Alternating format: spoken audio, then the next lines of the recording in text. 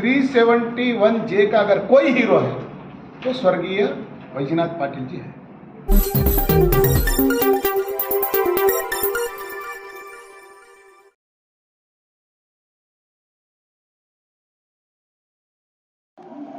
Public 7 news में आप सभी दर्शकों का स्वागत है। 3 जून को होने वाले विधान परिषद चुनाव में भारतीय जनता पार्टी के उम्मीदवार अमरनाथ पाटिल को वोट देने की ग्रेजुएट लोगों से बीजेपी जिला अध्यक्ष सोमनाथ पाटिल और डिवीजन इंचार्ज ईश्वर सिंह ठाकुर ने अपील की। हुमनाबाद में बीजेपी पार्टी की एक मीटिंग के बाद मीडिया से बात करते हुए जिला बीदर के भारतीय जनता पार्टी के अध्यक्ष सोमनाथ पाटिल और डिवीजन इंचार्ज ईश्वर सिंह ठाकुर ने कल्याण कर्नाटका के ग्रेजुएटों से अपील की है कि अमरनाथ पाटिल को वोट दे। ईश्वर सिंह ठाकुर ने कहा कि 6 साल में कांग्रेस पार्टी के एमएलसी ने विकास का कोई काम नहीं किया, ना तो सदन में इन्होंने कभी एजुकेशन के मुद्दे पर कोई आवाज उठाई। ग्रेजुएट लोग ये बात समझते हैं कि विकास का अगर कोई काम कर सकता है तो वो भारतीय जनता पार्टी है, इसलिए इस बार भी भारतीय जनता पार्टी से अमरनाथ पाटिल विजेता बनेंगे। क्या कुछ सोमनाथ पाटिल और ईश्वर सिंह ठाकुर ने पब्लिक 7 न्यूज से बात करते कहा, सुनिए इन्हीं की जुबानी।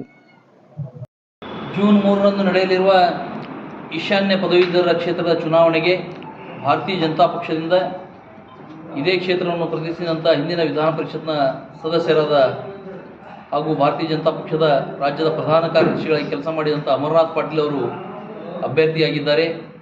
ಈಗಾಗಲೇ ಪಕ್ಷದ ವತಿಯಿಂದ ಚುನಾವಣಾ ಪ್ರಚಾರ ಕಾರ್ಯಗಳು ಅತ್ಯಂತ ಬಿರುಸಿನಿಂದ ಸಾಗುತ್ತಾ ಇದ್ದು, ಪಕ್ಷದ ಎಲ್ಲ ಪದಾಧಿಕಾರಿಗಳಿಗೆ ಪ್ರತಿ ಬೂತ್ನಲ್ಲಿ ಜವಾಬ್ದಾರಿಯನ್ನು ಕೊಟ್ಟು ನಮ್ಮ ಮತದಾರರಿಗೂ ಕೂಡ ಒಬ್ಬೊಬ್ಬ ಕಾರ್ಯಕರ್ತರನ್ನು ಜೋಡಣೆ ಮಾಡಿ ಮುಂಬರುವ ಚುನಾವಣೆಯಲ್ಲಿ ಪ್ರಥಮ ಪ್ರಾಶಸ್ತ್ಯದ ಮತದಲ್ಲಿ ಅಮರನಾಥ್ ಪಾಟೀಲರು ಗೆಲ್ಲುವಂತೆ ಮಾಡುವಂಥ ಜವಾಬ್ದಾರಿ ಪಕ್ಷ ತೆಗೆದುಕೊಂಡಿದೆ। ಈ ಚುನಾವಣೆಯಲ್ಲಿ ರಾಜ್ಯದ 6 ಕ್ಷೇತ್ರಗಳು 3 ಶಿಕ್ಷಕರ ಕ್ಷೇತ್ರ ಹಾಗೂ 3 ಪದವೀಧರ ಕ್ಷೇತ್ರಗಳಲ್ಲಿ ನಮ್ಮ ಮೈತ್ರಿ ಪಕ್ಷವಾದ JDSನಿಂದ 2 ಅಭ್ಯರ್ಥಿಗಳಿದ್ದು 6 ಕ್ಷೇತ್ರಗಳು ಭಾರತೀಯ ಜನತಾ ಪಕ್ಷ ಮತ್ತು ಮೈತ್ರಿ ಜನತಾದಳದ ಅಭ್ಯರ್ಥಿಗಳು ಗೆಲ್ಲುವರಿದ್ದಾರೆ। ಈ ಈಶಾನ್ಯ ಪದವೀಧರ ಕ್ಷೇತ್ರ ನಾವ್ಯಾಕೆ ಗೆಲ್ತೀವಿ ಅನ್ನೋದಕ್ಕೆ ಮುಖ್ಯ ಕಾರಣ, ಕಳೆದ ಸಲ ನಾವು ಈ ಚುನಾವಣೆ ಇದು BJPಯ ಒಂದು ಪರಂಪರಾಗತವಾಗಿ ಬಂದಂಥ ಸೀಟು, ಹಿಂದೆ ತಂಗಾ ಅವ್ರು ಗೆದ್ದಿದ್ರು, ಮನೋಹರ್ ಮಸ್ಕಿ ಅವ್ರು ಗೆದ್ದಿದ್ರು, ನಂತರ ಅಮರನಾಥ್ ಪಾಟೀಲ್ ಗೆದ್ದಿದ್ರು। ಅದರ ಕಳೆದ ಚುನಾವಣೆಯಲ್ಲಿ ನಮ್ಮ ಒಂದು ತಪ್ಪಿನ ಕಾರಣದಿಂದಾಗಿ ನಾವು ಈ ಚುನಾವಣೆಯನ್ನು ಯಾವ ರೀತಿ ಹುಮನಾಬಾದ್ನ MLA ಅವರು ಹೇಳ್ತಾರೋ ಈ ಸಲ ಆಕ್ಸಿಡೆಂಟಲ್ ಆಗಿ ಸೋತಿದ್ದೀನಿ ಅಂತ ಹೇಳಿ, ಅದೇ ರೀತಿ ಹೋದ ಒಂದು ವಿಧಾನ ಪರಿಷತ್ ಚುನಾವಣೆ ಕೂಡ ಅವ್ರು ಆಕ್ಸಿಡೆಂಟಲ್ ಆಗೇ ಗೆದ್ದಿದ್ರು। ಆದರೆ ಈ ಸಲ ಆಕ್ಸಿಡೆಂಟಲ್ ಆಗೋದಿಲ್ಲ। ಯಾಕಾಗೋದಿಲ್ಲ ಅಂದರೆ ಅವರು 6 ವರ್ಷದಲ್ಲಿ ಈ ಭಾಗದ ಚಿಂತನೆಯೇ ಮಾಡಲಿಲ್ಲ, ಸದನದಲ್ಲಿ ಈ ಭಾಗದ ಬಗ್ಗೆ ಒಂದೂ ಪ್ರಶ್ನೆ ಕೇಳಲಿಲ್ಲ, ಪದವೀಧರರ ಬಗ್ಗೆ ಒಂದೂ ಪ್ರಶ್ನೆಯನ್ನು ಕೇಳಲಿಲ್ಲ। ಆದರೆ ಅಮರನಾಥ್ ಪಾಟೀಲರು ಸರಿಸುಮಾರು ಪ್ರತಿ ಸದನದಲ್ಲಿಯೂ ಕೂಡ 8 ಪ್ರಶ್ನೆಗಳು, ಬಾವಿಗಿಳಿದು ಹೋರಾಟ ಮಾಡೋದು, ಈ ಒಂದು ಭಾಗದ 371J ಬಂದ ನಂತರ ಈ ಭಾಗದ ನಿರುದ್ಯೋಗಿಗಳಿಗೆ ಒಂದು ಉದ್ಯೋಗ ಕೊಡಿಸೋದಕ್ಕೋಸ್ಕರ ಸರ್ಕಾರದಲ್ಲಿ ಖಾಲಿ ಇರುವ ಹುದ್ದೆಗಳು ಭರ್ತಿ ಮಾಡಿಸಬೇಕು, ವಿಧಾನಸೌಧದಲ್ಲಿ 8% ಮತ್ತು ಈ ಭಾಗದಲ್ಲಿ 75% ಒಂದು ರಿಸರ್ವೇಷನ್ ನಮ್ಮ ಭಾಗದ ಯುವಕರಿಗೆ ಸಿಗೋ ಸಲುವಾಗಿ ಸಾಕಷ್ಟು ಹೋರಾಟಗಳನ್ನು ಮಾಡಿ ಮತ್ತು ಈ ಭಾಗದ ಶಿಕ್ಷಣ ಸಂಸ್ಥೆಗಳ ಒಂದು ಅನುದಾನಕ್ಕೊಳಪಡಿಸುವುದಕ್ಕಾಗಿ ಸಾಕಷ್ಟು ಶ್ರಮವನ್ನು ವಹಿಸಿದ್ದು ಅನೇಕ ಶಿಕ್ಷಣ ಸಂಸ್ಥೆಗಳಲ್ಲಿ ಇವತ್ತು ಶಿಕ್ಷಕರು ಅವರು ಮಾಡಿದಂಥ ಕಾರ್ಯದಿಂದಾಗಿ ಇವತ್ತು ವೇತನ ಅನುದಾನಕ್ಕೊಳಪಟ್ಟಿದ್ದಾರೆ। ಇಷ್ಟೆಲ್ಲ ಕೆಲಸ ಮಾಡಿದ್ದಕ್ಕಾಗಿ ಈ ಸಲ ಆ ಎಲ್ಲ ಶಿಕ್ಷಕರು, ಆ ಪದವೀಧರರು ಸ್ವತಃ ವಾಲಂಟಿಯರ್ ಆಗಿ ನಮ್ಮ ಪಕ್ಷದವ್ರಿಗಿಂತ ಮುಂದೆ ಬಿಟ್ಟು ನಮ್ಮ ಪಕ್ಷದವ್ರಿಗಿಂತ ಮುಂದೆ ಬಂದು ಅವ್ರ ಕೆಲಸ ಕಾರ್ಯಗಳನ್ನು ಮಾಡ್ತಾ ಇದ್ದಾರೆ। ಅದಕ್ಕಾಗಿ ಈ ಸಲ ಅಮರನಾಥ್ ಪಾಟೀಲರು ತಮ್ಮ ಪ್ರಥಮ ಪ್ರಾಶಸ್ತ್ಯ ಮತದಲ್ಲೇ ಗೆದ್ದು ವಿಧಾನ ಪರಿಷತ್ಗೆ ಹೋಗ್ತಾರೆ ಅನ್ನೋದು ವಿಷಯ। पिछली बार एक्सीडेंटली कांग्रेस यहां पर जीती है और इस बार के चुनाव में हमारी सीट जो है भारतीय जनता पार्टी की सीट निश्चित रूप से वापस हमारे पास आएगी। अभी एक्सीडेंटली जीते हो जो बोल रहे हैं सर, आप उसकी कुछ मिसाल दे सकते हैं हम? उदाहरण के लिए पिछला चुनाव हम टेबल पर हारे हैं। टेबल क्योंकि भारतीय जनता पार्टी को जितने वोट आने थे उतने आए थे, काउंटिंग के अंदर वहां पर की जो परिस्थिति बनी है उस कारण से चुनाव हारे हैं, लेकिन वोटर्स ने हमें हराया नहीं है।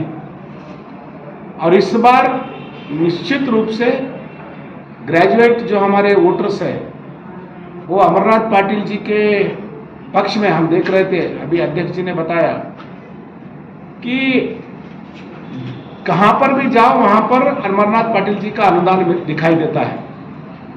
और जो लोग अनुदान उनके समय में लिए हैं वो वॉलंटरली बाहर आकर के काम कर रहे हैं।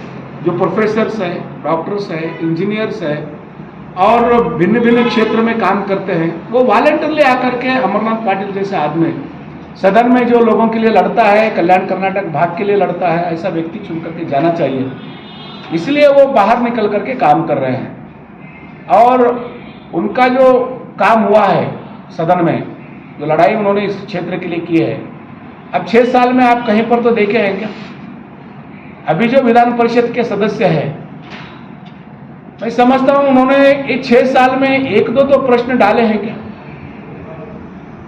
सदन में उन इस भाग के लिए क्या संघर्ष किया है? आज हम अमरनाथ पाटिल जी के बारे में स्पष्ट बोल सकते हैं कि इस भाग के लिए संघर्ष किया है, बहुत से लोगों को न्याय देने का काम किया है, ग्रेजुएट्स को काम देने का काम किया है और उनके अनुदान को समर्पक उन्होंने सभी को देने का काम किया है। उसके लिए निश्चित रूप से हमारी सीट हमको वापस आएगी। अब अमरनाथ पाटिल इस बार जीते हैं तो बीदर के ग्रेजुएट्स को सबसे पहले क्या फायदा मिलेंगे?